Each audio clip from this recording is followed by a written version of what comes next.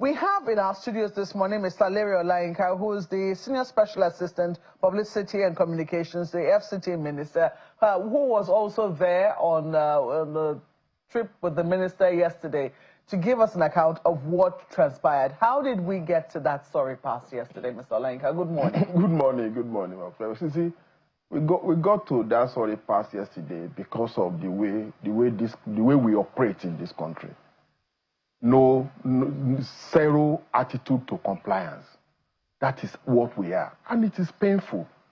I saw the military, the army officer yesterday telling us that he was acting on an order, and I've also read online that a military man should obey the last order and order. And I've asked myself, which order? Like the minister also asked yesterday, you obey order, yes. But that order has to be lawful. The order has to be reasonable. For instance, if I am a military officer and my superior give me an order to go and shoot somebody, or let's say my boss give me an order to go and let me use this last, sorry for use this word, rape my daughter, will I obey the order because the order is coming from my superior? Or somebody, because somebody is dragging a girlfriend with my superior, and that superior now see the person dragging girlfriend with him walking on the street, and he say, hey, shoot this person. Because it is an order, I should obey it. Because it is an order, a military men should go and mount guard in a public building under construction. That is the issue here. Building under construction. Military men had to be sent to go and mount guard. Military men that was posted to the former chief of naval staff, Vice Admiral Awab Gambo, as his personal security details to secure him, to guard him, to protect him. He now chooses to make himself vulnerable and send those people on an errand. It's like somebody now here. I have security details to protect me here, and I now choose to send them to Gwagwalada to go and be protecting my property that is under construction. I don't seem to get it. Now let's go back to how we got to that level. That particular land was allocated to a company in 2007, Santos Estate Limited, for park and recreation. Let me say this again. Allocated in 2007 for park and recreation. The company did not do anything on the land because that place is a parkway, it's a walkway, it's a road corridor. You don't build there. Then in 2022, the company wrote to the FCTA, the minister, oh, I want approval from you to convert the purpose to commercial. From park to build park. You know what park is, and recreation, not permanent structures. Probably in anticipation of the minister's approval for conversion, the man decided to partition the land, a land allocated to him for park and recreation. He now partitioned the land and sold to people, including the former chief of naval staff. And that is why I want to say here that the former chief of naval staff was scammed. He was scammed. And he has realized that he was scammed. Instead of him to now come out and seek help, he resorted to use military might.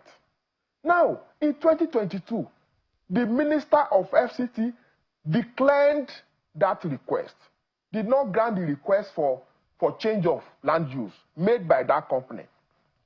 That was where it ended. But he had already sold the land to people, probably giving them impression that the land use will change. Wike was not the minister then. In 2022, 2022, Wike was not the minister. Now, after selling land allocated to you for park and recreation, for people to build house, who should the chief of former chief of naval staff go and hold? The person who scammed him or the government? He chose not to hold the person who scammed him, the company who scammed him.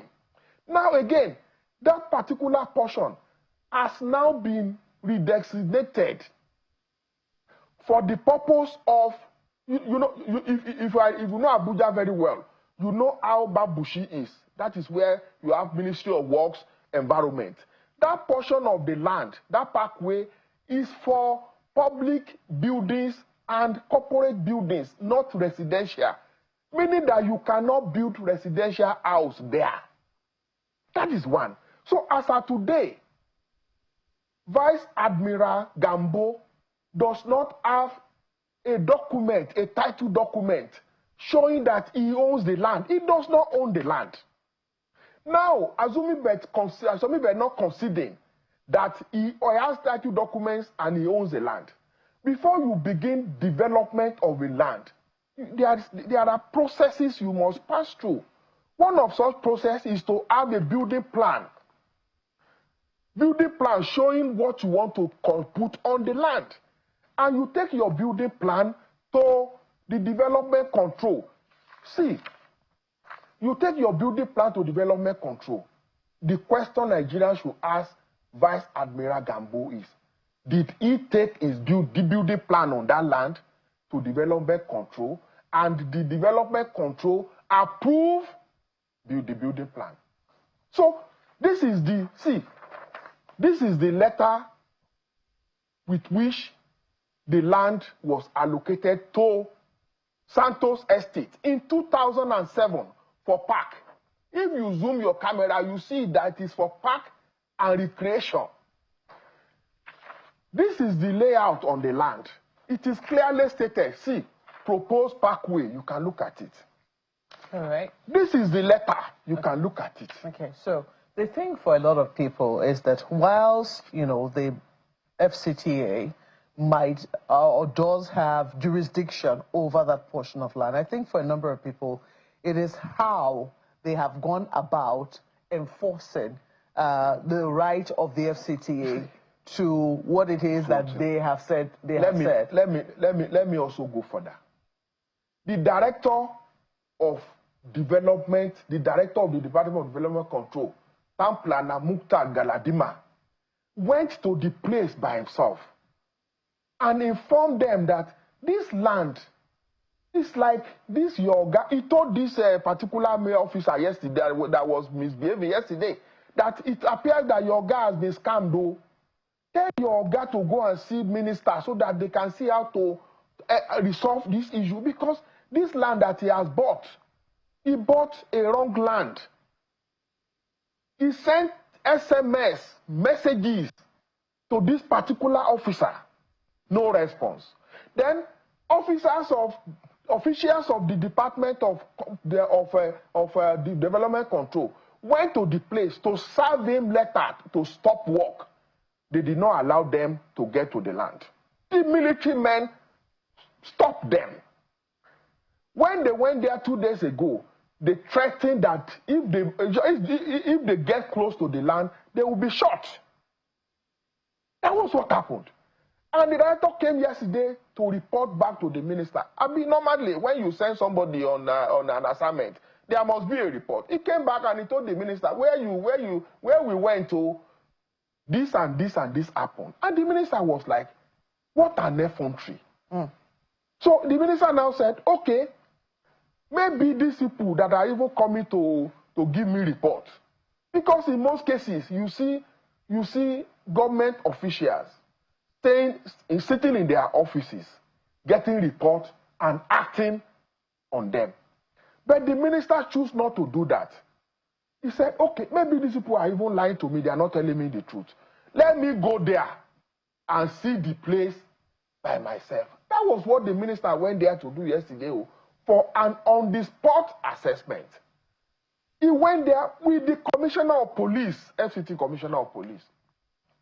Policemen that came with the FCT commissioner of police were there. The ones that came with the minister were there. Before we got there, they have already used a vehicle, a Hilux, to block the road. That road does not lead to that land alone. It leads to other land. But they block the road.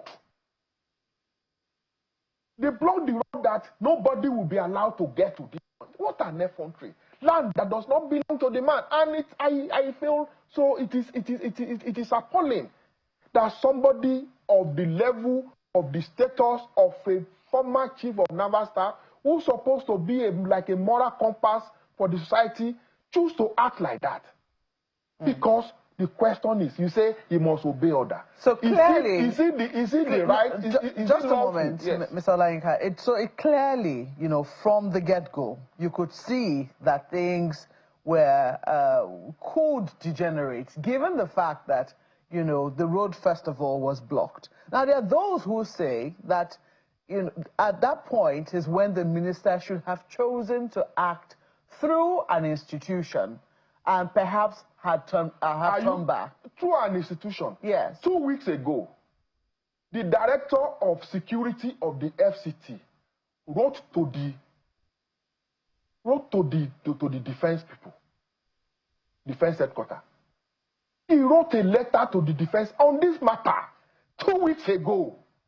And the defense headquarters? No response up to now. The informal response he got was that since the man is no longer in service, his matter cannot be handled by the defense headquarters. So when people say that no step was taken, yesterday the minister called the chief of defense staff before he left his office. He called him and he told him, when he got to that place, the portion there, at the site, the minister also called the chief of defense staff. You see from the video that he gave his phone to that unruly officer. You call him unruly? Yes, but I'm coming because he was unruly. He gave the phone to him. See, as I'm here like this, I'm a Yoruba person. I'm from Ekiti. We respect authority, we respect elder. If my phone ring now and the person calling say, good evening, good morning, my name is Asiwaju Bola Ahmed Tinubu, do you think I will be sitting on this chair answering that call?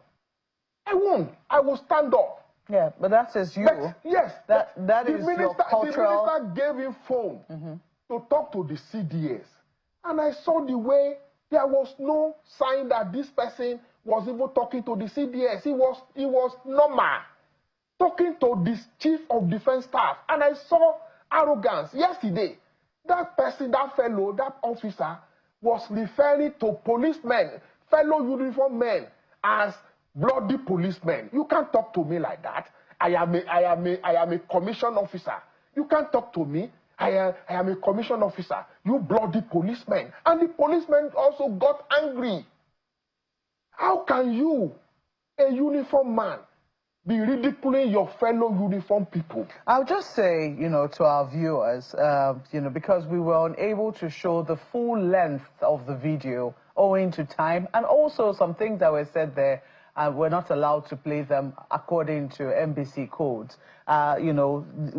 Let us drill down on that, because clearly, when you watch the full length of the video, the minister lost his temper at some point. And he called the officer a name that he ought not to have called the officer. Anybody, any human being, even me, I lost my temper.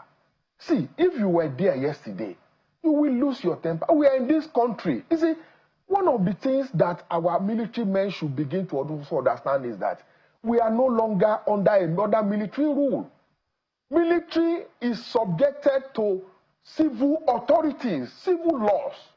You cannot, because you are a military officer, I go about, you see building, they will put military zone, keep off. It is wrong. So what I'm saying is this.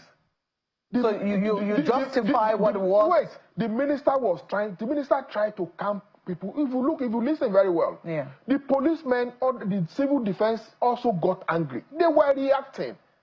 The DSS, the DSS, one of the security details of the minister, DSS officer, one of the soldiers was standing in front of the minister holding gun, and the DSS one had to tell him, How can you stand before the minister and you are pointing gun at him? You want to shoot him? And they were like, that is where the situation that I have to stand here. It will get to a level, we are all human beings. It will get to a level when somebody that you feel that should reason, that should operate, you have a level of moral, or you have a level of moral, but you don't begin to act like that. I was there. As a human being, I also got pissed off. And I asked myself, is this the kind of country we want to continue to run? That because you are wearing uniform, you are now above everybody.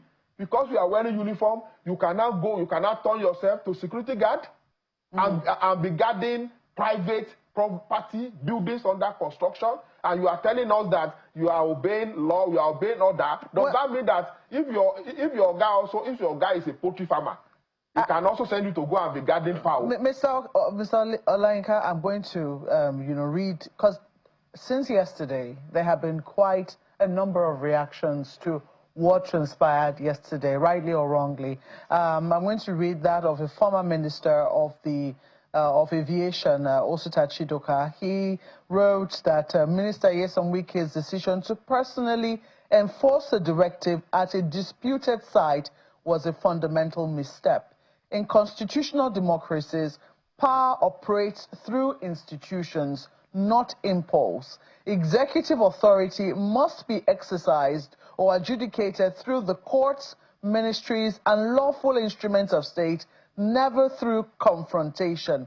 No matter how justified a grievance, a minister cannot become an enforcer that violates the very idea of ordered government. This is one of the reactions, and he was a minister. I do not know if you agree with it. But we've also seen the reaction of the former Chief of Army Staff, Lieutenant General Tukur Buratai, who also thinks that this is a security breach. I'm going to read what it is that he also said. I do not know whether you've seen some of these reactions. He said that the minister's conduct during the exchange transcends mere misconduct and undermines the authority of the commander-in-chief and the integrity of the armed forces. These are some of the things that they're now beginning to say, because they believe that the minister ought to have recognized that he is a commissioned officer in uniform, and maybe at that point ought to have withdrawn. What are your thoughts on that? Well, let me first of all react to the statement by the former Chief of Army Staff, Tukur Buratai. See, when I read that statement coming from him, I was like... Oh, you've seen it? I've read it. I read it. I saw it yesterday. And I was like, the former Chief of Army Staff is more concerned about talking to a uniformed man. He's not concerned about somebody, uniformed military men, who should be at the war front, naval officer, who should be at the Chad Basin, confronting terrorists, being converted to private guards guarding uncompleted building. Which one is a security threat to Nigeria? Between soldiers trained to defend Nigeria, now be converted to security guard, may guard, let me use the word, may guard. That's very disrespectful of our military, Mr. Olayinka. And we do know that military men also safeguard property. That's exactly what they went to do. Uncompleted building. You see, you can safeguard property. You don't, where people are living there, no property under construction. You are protecting property under construction. Instead of you to be in Bono, they can protect property under construction. And a former chief of some people will say they can defend that. I mean, they can protect that if it is within their jurisdiction to do so. You can protect property if it poses security threat to Nigerians. It does. That property, what security threat does it pose to you and I? It doesn't pose any security threat. And a former chief of army staff is more concerned about a military officer who went to do unlawful duty, because all others are not lawful. All right, let's take a. Let me let my colleague come in now. We'll extend this matter for a few more minutes, and then we will be going to another matter because the PDP is also planning to host their convention at the end of this week. Yes, at this weekend, 15th and 16th, and there have been judicial pronouncements to that effect. Some saying that that particular convention should go on. Others saying that that convention shouldn't go ahead. We'll be delving into that matter shortly, but let Ayo quickly come into this conversation before we go there. Ayo. Well, thank you, Mokwe, and maybe by that time we'll be bringing in our other guests. But I've also seen a comment coming from retired Group Captain Sadiq Shehu, who says in part that this recent standoff between a minister and a junior military officer reveals how fragile civil military etiquette becomes when emotion replaces protocol. Well, this speaks to what you said the other time, Mr. Olayinka, that anyone could get upset, anyone would lose their temper. While it is the right of every one of us to lose our temper, it is also, could have been, or rather, it could have been the right of the military officer himself to also lose his temper. And, you know, what can you say to the part where this group captain says emotion seems to have breached protocol? Well, like you said, two officers, a minister who has the right to all lands in the FCT, and a military officer who was assigned to protect a private property, illegal operation. That is what is called. In this country, we know that FCT land is vested in the president. Stand all of that. Just a second, Mr. Olayinka. It's not the substance of the issue really here, because what is attracting attention is not the substance. It's the how. And you didn't answer that question when Mawakwe asked that this is not... Just a second. It's not a question of whether or not the ministry was right. I mean, you have detailed all of that. It is absolutely correct. However, it is the how. Because if the minister, and rightly so, was representing the President of the Federal Republic and Commander-in-Chief, he doesn't carry the authority of the President and Commander-in-Chief at that point. So I'm wondering if you think the how justified his action there. What I've said to you here is, one, the minister went to that place for an on-the-spot assessment. The road was blocked. He had to trek to the place. He was addressing a junior military officer. And the junior military officer chose to disrespect everybody, including the other police, other security agents that were... But he made a statement, Mr. Olayinka. Just a second. He made a statement. He said, I am following orders. Just a second, Mr. Olayinka. It is something you also know. You're in the media like us. He said, I am a military officer. I am following orders. Based on that alone, I mean, it shouldn't have been understood. I know that it is possible for, the FCT minister to pick a phone and call the fellow in question. I mean, you already said it, that this is not a new case. Something that has been on for a while. I'm pretty sure that the name of the purported owner of this land would be known to the minister, and he could easily have reached him. Some people are wondering whether or not this couldn't have been handled better than it was. But I also mentioned here that even at the spot, the minister called the chief of defense staff. I also mentioned here the attitude, the way the officer responded to the chief of defense staff. I have also said there that even at the spot, the minister called the chief of naval staff. Before going to the place, he called the chief of defense staff. You see, I have said it here that you mentioned emotion, and I've said we are all human beings. If you were there yesterday, you will also get angry. Even me, that I was not the minister, I got pissed off. I got pissed off, and I got pissed off not because of not against the military officer, but pissed off about what kind of system is this? Okay. What kind of system will we allow a former chief of naval staff to deploy his security details to carry out illegal duties?